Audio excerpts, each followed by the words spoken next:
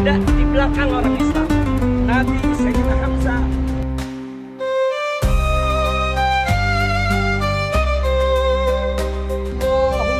Allahumma la tahrimna ajrahum wa la tahrimna ajrahum.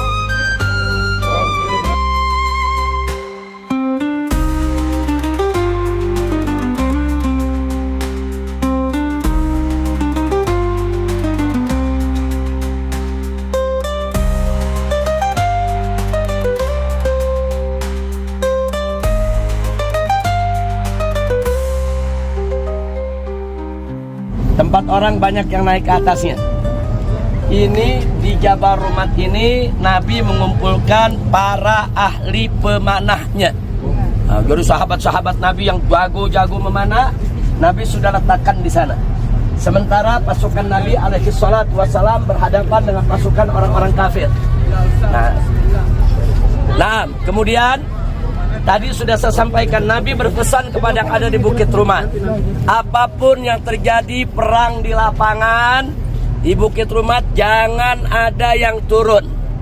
Jangan ada yang turun apapun yang terjadi.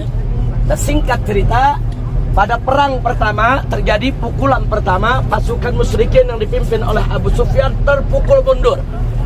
Jadi mereka dikejar-kejar oleh umat Islam. Di belakang sekali pasukan perempuan Hindun dan kawan-kawan yang ngegeprakin laki-laki kafir supaya jangan lari, memprovokasi untuk terus maju. Tapi mereka sudah terlanjur, mereka lari diporak-porandakan oleh pasukan Nabi alaihi salatu wassalam. Begitu ini lari tunggang langgang, yang di Bukit Rumat melihat bahwa orang-orang kafir ini sudah kalah. Orang-orang kafir sudah kalah. Akhirnya mereka berselisih. Sebagian bilang jangan turun, Nabi pesan apapun terjadi jangan turun. Tapi sebagian mengatakan enggak, itu pesan Nabi, kalau perang belum selesai jangan turun. Kalau udah selesai, udah menang, kita turun. Nah, akhirnya yang dari gunung sebagian besar, bukit kecil ini turun rame-rame. Nah, tujuan mereka turun, ya ikhwan, untuk ikut mengejar orang-orang kafir tadi. Tapi apa yang terjadi? Begitu mereka turun, mereka kejar orang-orang kafir, ternyata ada pasukan Khalid bin Walid datang, saudara. Pasukan Khalid bin Walid datang berputar lewat daripada belakang Bukit Rumat ini, sehingga pasukan Khalid bin Walid ada di belakang orang Islam. Nabi Sayyidina Hamzah perang lawan orang kafir. Yang di bukit turun, saudara.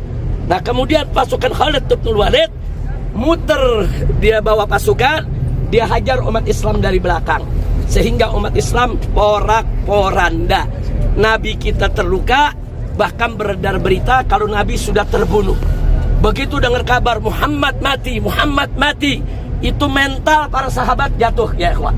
Karena mereka pikir Nabi sudah jatuh. Dan saat itu sebagian sahabat termasuk Abu Bakar Siddiq memeluk badan Nabi. Badan mereka semua dijadikan sebagai perisai. Jadi anak panah, tombak, sabetan pedang, itu semua banyak mengenai para sahabat yang melindungi Nabi kita Muhammad sallallahu alaihi wasallam. Akhirnya Nabi alaihi salatu wassalam memakai strategi maju selangkah, mundur 3 langkah. Maju selangkah, mundur 3 langkah, sampai Nabi terhimpit di balik bukit, ya ikhwan. Terhimpit di balik bukit, naik ke atas bukit, para sahabat, orang kafir terus mendesak untuk menghabisi Nabi kita Muhammad sallallahu alaihi wasallam. Nah, di sini Sayyidina Ali dan sahabat berbaris menjaga pintu tersebut, jangan sampai orang kafir masuk ke dalam selah bukit. Ada selah bukit di belakang kita. Singkat cerita, begitu Nabi sudah terdesak, orang kafir sudah di puncak kemenangan, tiba-tiba ada berita bahwa ada pasukan Nabi yang lain dari kota Madinah ini sedang menuju ke Uhud. Begitu dengan berita, Abu Sufyan menyampaikan kepada orang-orang Quraisy, ya masyarakat Quraisy, kita sudah menang, kita mundur sebelum kita yang dijepit oleh umat Islam. Jadi yang ada di benak orang-orang kafir, Nabi ke pojok sana, dari sini ada pasukan lagi. sehingga mereka nggak mau kejepit ya ikhwan. Akhirnya mereka mundur. Nah, jadi isu tersebut menguntungkan Nabi dan kaum muslimin.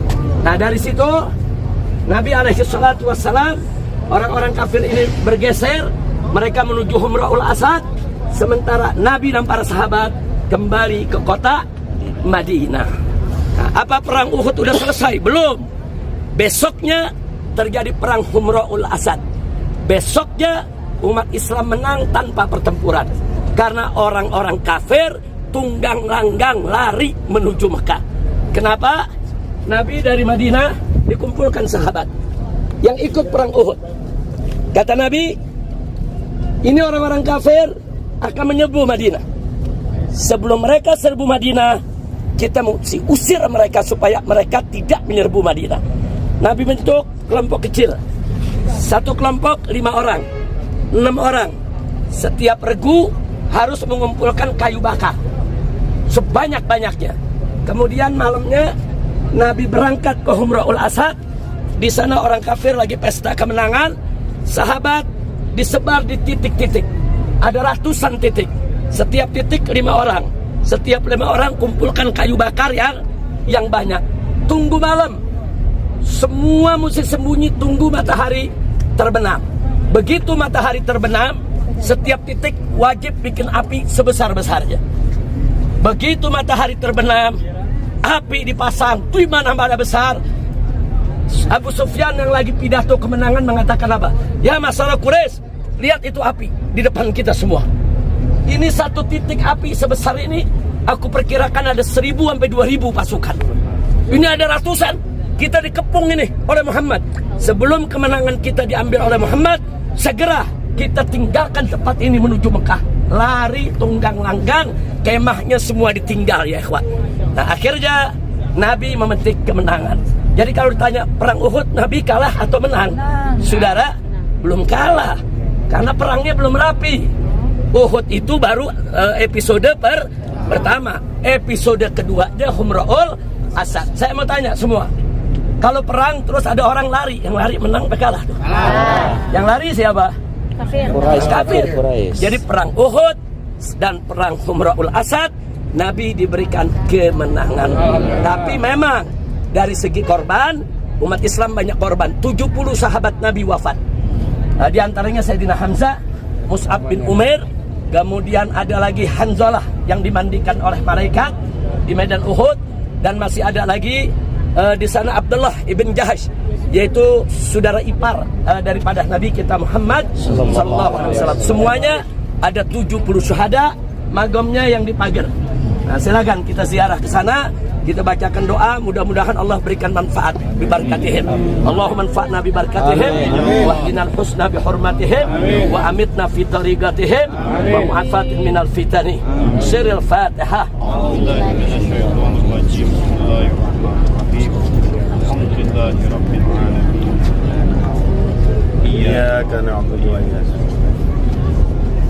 Terakhir, kalau mau cerita Uhud panjang sekali ya ikhwan.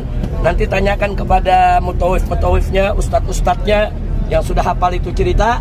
Hanya saya mau sampaikan Abu Sufyan, Ikrimah, Khalid bin Walid pada saat perang Uhud belum masuk Islam. Tapi alhamdulillah kemudian semuanya masuk Islam. Khalid bin Walid masuk Islam, Ikrimah masuk Islam, Abu Sufyan masuk Islam, dan akhirnya Nabi berhasil menaklukkan kota Mekah. Alhamdulillah. Takbir. Allahu Akbar. Jamaah sebelah sini. Jamaah sebelah sini. Jamaah sebelah sini. Sebelah sana. Yang laki-laki di sini, ibu-ibu sana bisa bagi 2. Oleh Ibu sebelah sana, Bapak. Ini pintu gerbangnya sebelah mana? Assalamualaikum warahmatullahi wabarakatuh. Waalaikumsalam warahmatullahi wabarakatuh. هنا مقام سيدنا حمزة عم الرسول صلى الله عليه وسلم. مصعب بن عمير وعبد الله بن جحش هناك في الآخر. وهنا 67 شهيد، يعني كلهم 70 شهيد شهداء أحد رضي الله عنهم. سلموا على الشهداء، يقولوا بسم الله الرحمن الرحيم. بسم الله الرحمن الرحيم. السلام عليكم. السلام عليكم. أهل الديار. أهل الديار. من المؤمنين. من المؤمنين. وإنا إن شاء الله. وإنا إن شاء الله بكم لاحقون. بكم لاحقون. نسأل الله لنا ولكم الأجر والعافية اللهم لا تحرمنا أجرهم ولا تفتنا بعدهم واغفر لنا ولهم ولوالدينا اللهم تقبل منا زيارتنا وعمرتنا صالح أعمالنا برحمتك يا رب العالمين اللهم صل وسلم على سيدنا محمد الفاتحة. أعوذ بالله من الشيطان الرجيم. بسم الله الرحمن الرحيم. الحمد لله رب العالمين الرحمن الرحيم مالك يوم الدين إياك نعبد وإياك نستعين. Assalamualaikum warahmatullahi wabarakatuh. Waalaikumsalam. Bagaimana tadi sudah dijelaskan di depan sana makam Sayyidina Hamzah. Siapa Sayyidina Hamzah? Sayyidina Hamzah adalah ammun Nabi, paman Nabi kita Muhammad sallallahu alaihi wasallam. Tapi umurnya berdekatan. Bahkan yang namanya Sayyidina Hamzah juga saudara susuk Nabi. Paman Nabi juga saudara susuk Nabi. Beliau gugur di medan Uhud ini. Jadi perang Uhud itu diawali dengan duel dulu. Biasa, dulu zaman dulu kalau perang duel dulu, 1 lawan 1. Nah, begitu perang saudara, ada yang menarik bahwa Hindun itu dendam betul dengan Hamzah. Makanya Hindun menyewa seorang budak. Dan budak ini dijanjikan kalau berhasil membunuh Sayyidina Hamzah, dia akan dimerdekakan dan akan diberikan harta yang besar. Nah, akhirnya budak ini ikut pasukan orang-orang kafir. Dia nggak ikut perang, dia cuma ngincer Hamzah saja dengan tombaknya, karena dia dikenal sebagai orang yang ahli menggunakan tombak. Jadi orang sedang berkecamuk, dia di pinggir, dia perhatiin mana Hamzah. Begitu dia lihat ada Sayyidina Hamzah, dia lontarkan tombaknya dan kena mengenai Hamzah. Nah, selesai daripada umat Islam yang tadi kita cerita, Nabi terpukul mundur ke gunung sana. Orang-orang kafir, saudara, mereka berpesta pora dengan jenazah-jenazah para sahabat Nabi. Jadi ada sebagian yang dimutilasi. Nah, termasuk Sayyidina Hamzah, yaitu dibelah dadanya, dibelah perutnya, dikeluarkan hatinya, dipotong hidungnya, dipotong telinganya. Jadi dimutilasi oleh Hindun. Dan begitulah perilaku perempuan-perempuan kafir ketika itu, yang mereka merayakan kemenangan dengan menyiksa jasad-jasad yang ada. Jumlah yang syahid ada 70 orang. Nah, selain Hamzah siapa lagi? Selain Hamzah adalah Mus'ab bin Umair radhiyallahu anhu. Siapa itu Mus'ab?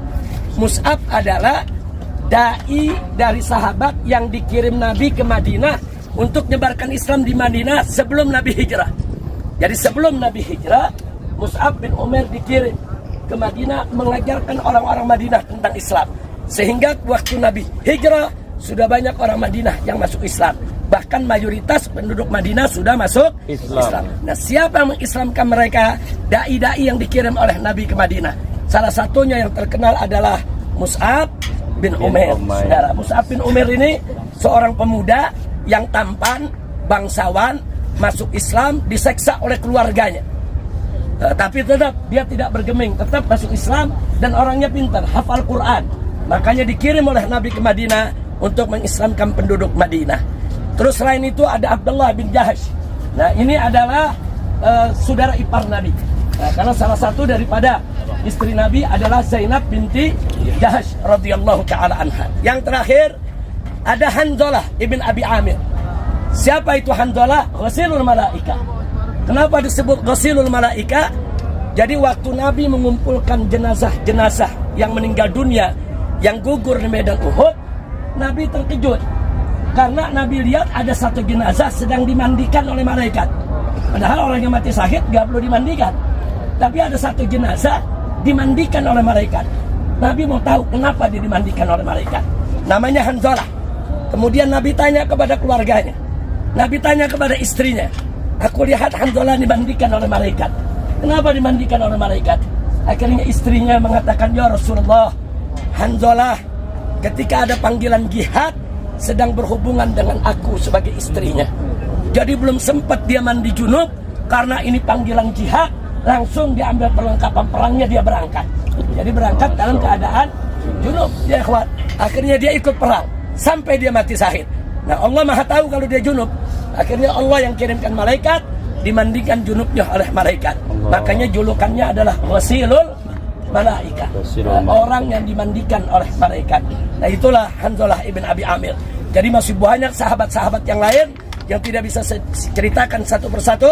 Tapi kalau kita buka sejarah, di sana terlihat bagaimana 70 sahabat Nabi mati syahid di medan Uhud ini. Akhirnya kita mohon kepada Allah Subhanahu wa taala, Allahumma anfa'na bi barakatihim, amin ya Allah, wa qina tusna bi hurmatihim, amin ya Allah, wa amitna fi tariqatihim, amin wa ya Allah, mu'afatin minal fitani. Bisirril Fatihah. A'udzu billahi minasyaitonir rajim. Bismillahirrahmanirrahim. Alhamdulillahi rabbil alamin, arrahmanir rahim, maliki yaumiddin. Iyyaka na'budu wa iyyaka nasta'in. Ihdinas siratal mustaqim. Siratal ladzina an'amta 'alaihim ghairil maghdubi 'alaihim waladdallin. Salamullah ya sadah minar rahman yakshakum. Salamullah ya sadah minar rahman yakshakum. Salamullah ya sadah minar rahman yakshakum. Jadi itulah yang bisa kita ceritakan soal Uhud. Sebelah sana itu yang tadi kita bilang Bukit Rumah, Bukit para pemanah. Nah, jadi pemanah itu ditaruh oleh Nabi di bukit situ. Nah, di sini terjadi perang. Orang kafir datang dari sebelah sana ya ikhwah. Dari sebelah sana terjadi pertempuran. Sampai akhirnya Nabi terjepit di salah satu di belakang gedung ini ada himpitan bukit. Nah, tempat Nabi dulu terjepit pada saat berperang. Nah, jadi inilah medan perangnya, saudara. Jadi mudah-mudahan kita bisa mengambil iktibar bahwa Islam disebarkan oleh Nabi alaihi salatu wassalam dengan susah payah, dengan intimidasi, dengan teror, dengan tekanan.